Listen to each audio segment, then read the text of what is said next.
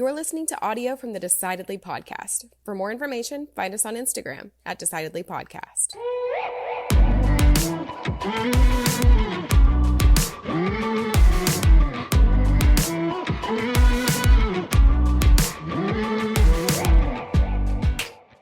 Before I say anything, I've got to apologize for my horrendous voice. I'm not sure what happened, but I woke up this morning. I got on a call at 8 a.m. with my team, and as soon as I said hello, they reacted in horror. Said, "Oh my gosh, no way. What is going on?" And I have answers. It sounds horrible. Yeah, it sounds like I was at a heavy metal concert last night. It was pretty bad. It sounds like it hurt. Does it hurt? It doesn't hurt. It just sounds terrible, and it fluctuates. It's not consistently awful. That's what's more annoying, actually. No, that is annoying. Yeah. So I've got a handful of Ricolas that I'm munching. Yeah. You remember whenever I got diagnosed with ADHD? I do. Yeah, I didn't enjoy that experience. So, well, yeah. It's one of those things that as a parent, you're not quite sure, what to do about stuff like that. And it was a long time ago. What do you mean stuff like that? When your kid first kid get diagnosed with something, we don't know what to do. Yeah, but even back in the 90s, we didn't know what to do. Here's what happened though. This is what frustrated me about that whole journey. I didn't get diagnosed. I can tell you were frustrated. No, listen. I didn't get diagnosed with something. What happened was, I wasn't paying attention in school to boring, awful, unhelpful topics and classroom subjects in environments that were not designed for young boys to excel in, being taught by teachers who didn't have the capacity to tailor that education to hyperactive young boys. And then then we seek a solution, we seek the problem and go, oh man, well, that's all because Sanger has ADHD. And that frustrated me because the solution was, and I don't blame you, and I don't blame anyone. I think that everyone involved in the country at the time was acting with the only information they had. But the solution was, oh, well, let's put this young boy on medication. And so right away I was on, it started with the lowest dose of Vyvanse, which is basically Adderall, but my understanding of the difference is that it doesn't release instantly. Right? So Vyvanse releases throughout the day. Adderall releases as soon as you take it. I think that's the difference. And so I started at the lowest dose, and then your body builds a resistance to that dose. And so you've got to increase it. And over time, you increase it before I realize that I'm at the highest dose. And one of the side effects of that type of medication, that type of amphetamine, is it's an appetite suppressant. And so the doctor goes, okay, well, now you're taking this. We've got to put you on other medication to counteract it. And then we've got to put you on other medication to counteract the side effect of that medication. And then now we've got to put you on other medication to counteract the side effect of the medication that we put you on to counteract the side effect of the medication that we put you on to counteract the side effect of the medication that we put you on to help you focus. And before I realized it, I was on taking 5-6 pills a day, or whatever it was, all of which were designed to mitigate problems that I didn't have. What do you mean problems that you didn't have? So I had a really, really bad, I think, crooked psychiatrist who must have been getting kickbacks from the drug companies. I go into the psychiatrist for the first time because, oh, hey, our son can't pay attention in science class. And a year later, I'm on the highest dose of Vyvanse, Abilify, which is a mood stabilizer, 2 other antidepressants, and lithium. Now, lithium is designed for schizophrenics and manic depressive, neither of which I was diagnosed for. I've never exhibited any symptoms of that. So I was on really hardcore drugs. And what it did was it robbed me of all of the natural strengths that I had with ADHD. It robbed me of the ability to hyper focus on something that I was interested in when I was in the correct environment to hyper focus on it. It robbed me of a personality for several years. One of the things that medication does is it takes the poles, it takes the polarity out of your experiences through life emotionally. And so I only had one mode, and that was stoicism. Nothing could excite me, but nothing could depress me either. And so as a result, if nothing's exciting and nothing's joyful, you get apathetic, and apathy is just a depression adjacent, in my opinion. And so what happened was I'm taking all of these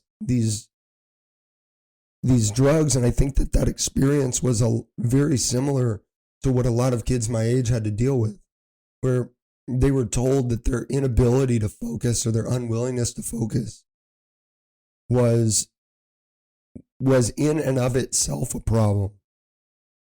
And we didn't ask the question, what are we asking this person to focus on? We didn't ask the question, have we taught these children how to focus? Have we given them something for which their focus is warranted? We didn't ask any of those questions.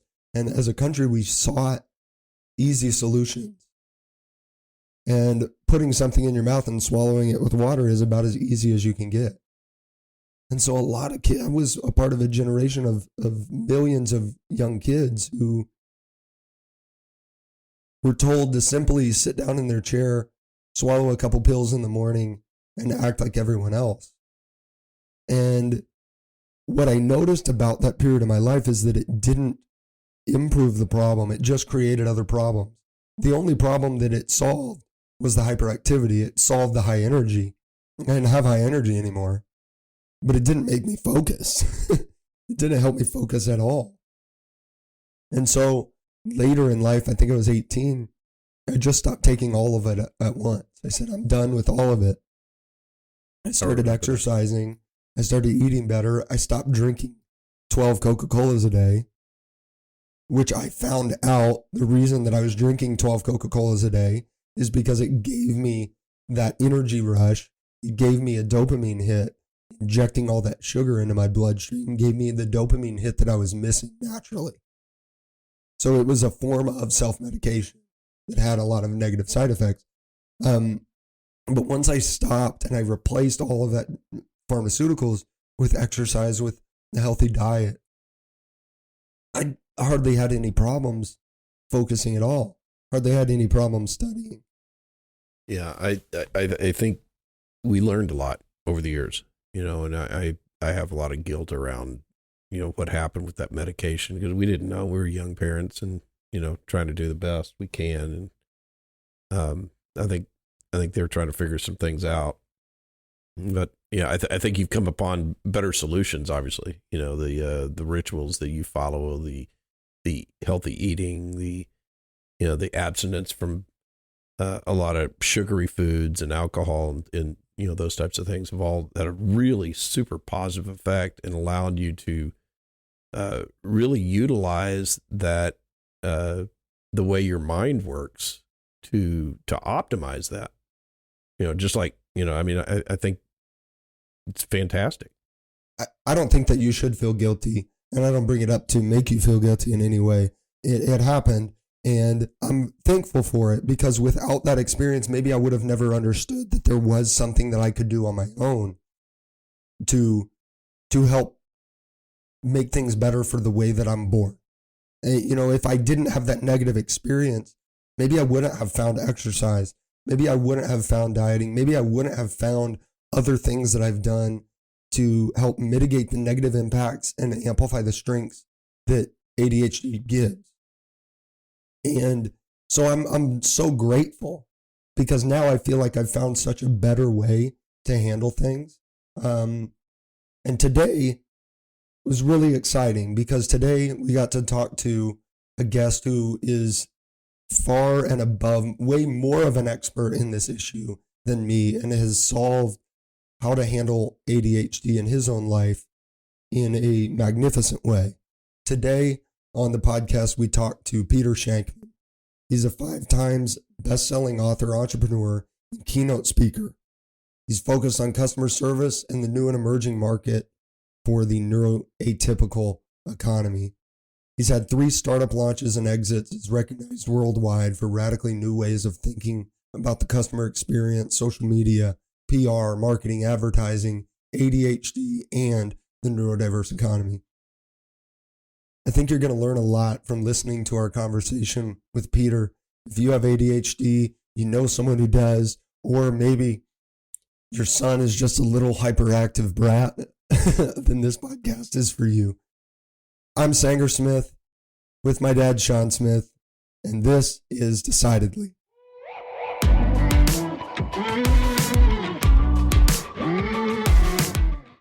Peter, I'm so excited to talk to someone who's not going to get frustrated with me if I lose track. Not a problem at all. Story of my life. Yeah. I'm having a rough day with my voice.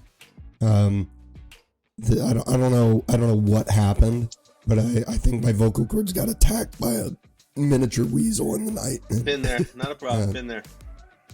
I apologize to you guys having to listen to it. Just know that it's not as painful as me having to force these sounds out. All good.